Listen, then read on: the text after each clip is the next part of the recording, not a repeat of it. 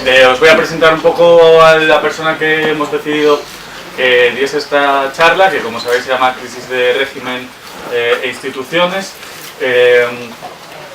Es un viejo conocido de la UJC, empezó a militar en esta organización en 1999 y desarrolló diferentes responsabilidades durante el periodo que fue militante de la juventud, destacando los 6 años en los que se encargó de dirigir como secretario político la organización en Aragón. Terminando este periodo en 2010, alrededor de nuestro 11 congreso, en el cual pues, promocionó al partido en una de nuestras promociones que se produjeron pues, en ese proceso congresual. Desde entonces, estos últimos años, ha estado desarrollando la responsabilidad de la Secretaría General del Partido Comunista en Aragón y hemos decidido, o hemos apostado porque fuese la persona que se encargase de esta ponencia, fundamentalmente pues, por el ejemplo de trabajo que está dando como militante comunista, respondiendo a la línea del Partido Comunista en las instituciones.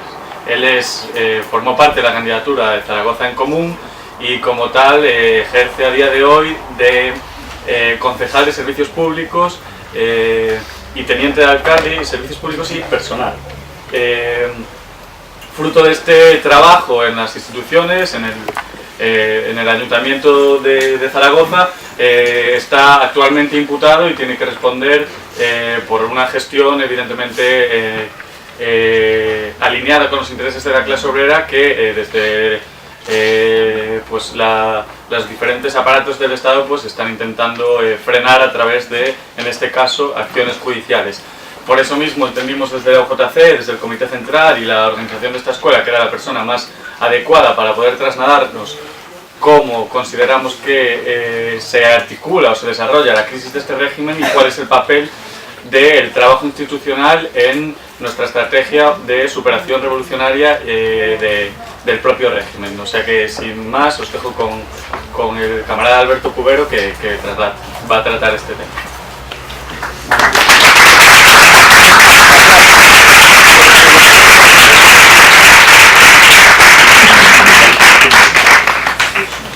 Bueno, la verdad es que eso de recordar los antecedentes penales en la presentación de la charla es algo que me fascina, ¿eh? Aunque después de recordar los antecedentes penales y la avanzada de edad, la verdad es que me llevas a platanado. Bueno, la verdad es que muchas gracias a la UJC el invitarme a esta escuela. La verdad es que es un placer volver después de tan pocos años a una escuela de formación de la UJC, donde, bueno, pues muchos camaradas del partido, concejales ahora mismo en las instituciones, pues empezamos a aprender esto de ser comunista, que nunca se acaba, la verdad, el aprendizaje de ser comunista.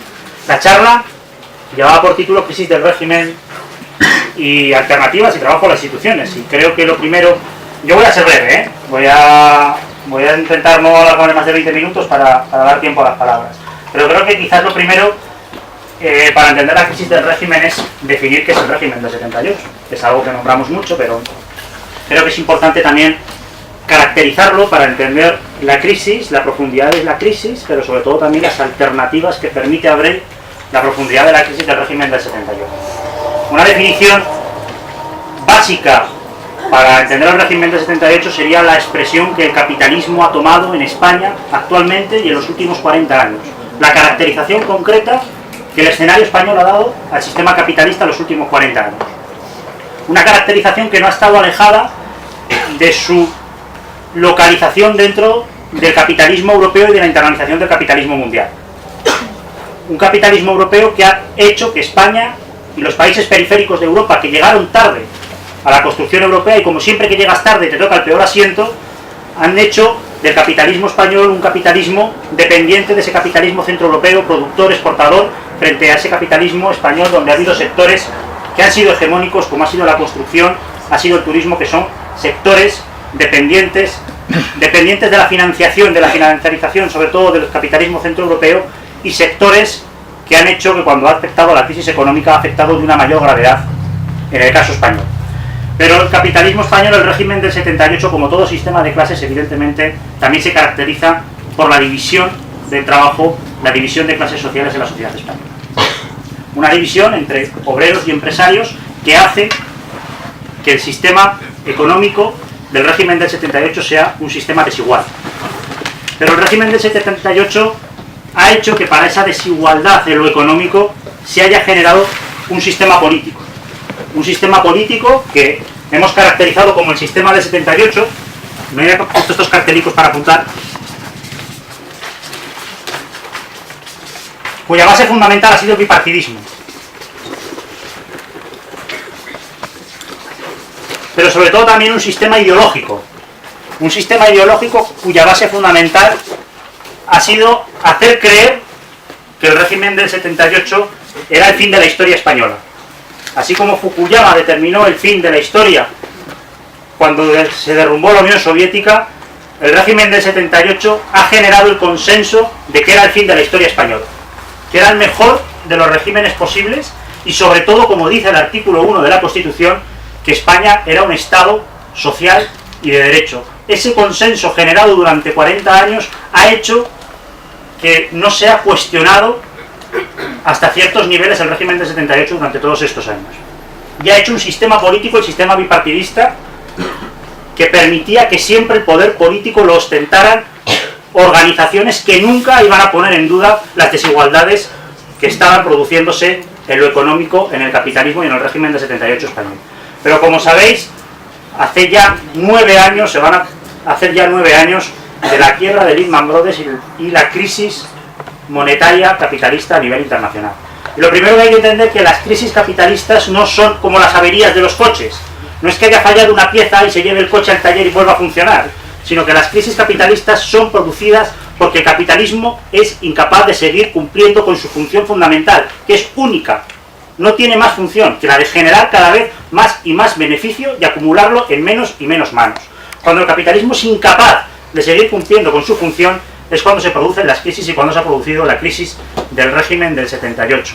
El capitalismo en España y a nivel mundial, desde la crisis del petróleo del año 73, había mantenido su generación de beneficios en una financiarización de la economía. Cuando ya no era posible seguir produciendo y consumiendo, el capitalismo había financiarizado la economía, había dado crédito a las familias, a las pequeñas y medianas empresas, para que pudieran contar con sus salarios, con sus beneficios que iban a obtener a 10, 20, 30, 40, 50 años.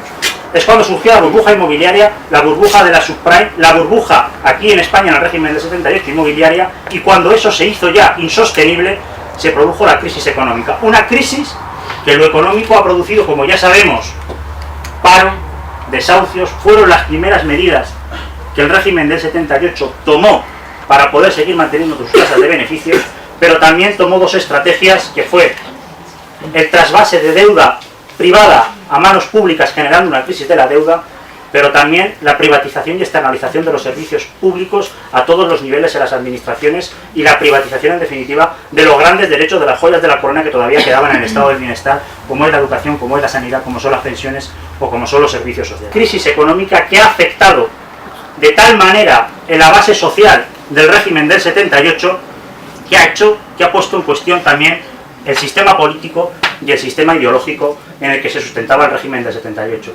Y es ahí, cuando la crisis no solo afecta a lo económico, o afecta tan gravemente a lo económico que afecta al resto de escalas del régimen, es cuando se habla que hay una crisis del régimen del 78. Porque el régimen del 78 es incapaz de convencer a las amplias capas de la población de que España sigue siendo un Estado social y de derecho.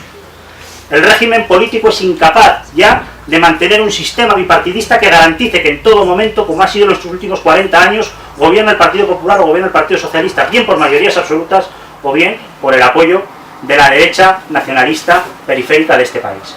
El régimen del 78 hizo crack cuando todas sus escalas de justificación y de evitación de que se pusiera en cuestión sus desigualdades económicas fueron puestas en tela de juicio. Es entonces cuando hablamos, como digo, de la crisis del régimen del 78.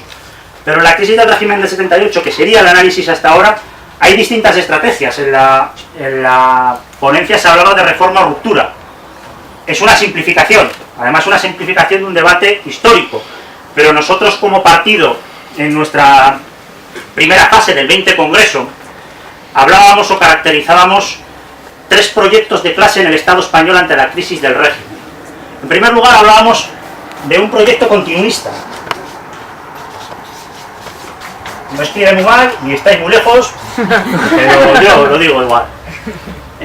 Una estrategia continuista cuyo objetivo era seguir manteniendo la agenda de recortes y de austeridad implantada en los últimos años. Una estrategia continuista que era liderada por determinados sectores que habían sido hegemónicos del capitalismo español, como el capital financiero o el capital de la construcción, y cuyo objetivo, cuya bandera política era la reforma electoral. La reforma electoral para lograr aquello que habréis oído pero que se deja de oír en los últimos años, de que gobierne el más votado.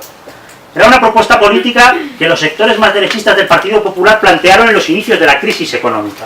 Que gobernase el partido más votado, que se reformara la ley electoral para que en el caso de que no hubiera una mayoría clara en los parlamentos y en los plenos municipales, gobernara el partido más votado. Era su forma de evitar la crisis del sistema político bipartidista. Es una salida que también se denomina autoritaria, porque no hace absolutamente ningún análisis de las contradicciones ideológicas que se habían creado, pero sobre todo no quiere seguir en la misma línea de la senda de recortes y de austeridad. Había otra línea, otro eje, que es el eje reformista. El eje reformista o regeneracionista, que también pretende, al igual que el continuista, continuar con la agenda de recortes y austeridad, pero sí que hace una valoración de los profundos cambios que han surgido fruto de la crisis del régimen del 78 y plantea como opción política no la reforma electoral, sino la reforma constitucional. Si veis, ayer el mismo Pedro Sánchez, líder del Partido Socialista, salió proponiendo la reforma constitucional frente al problema catalán.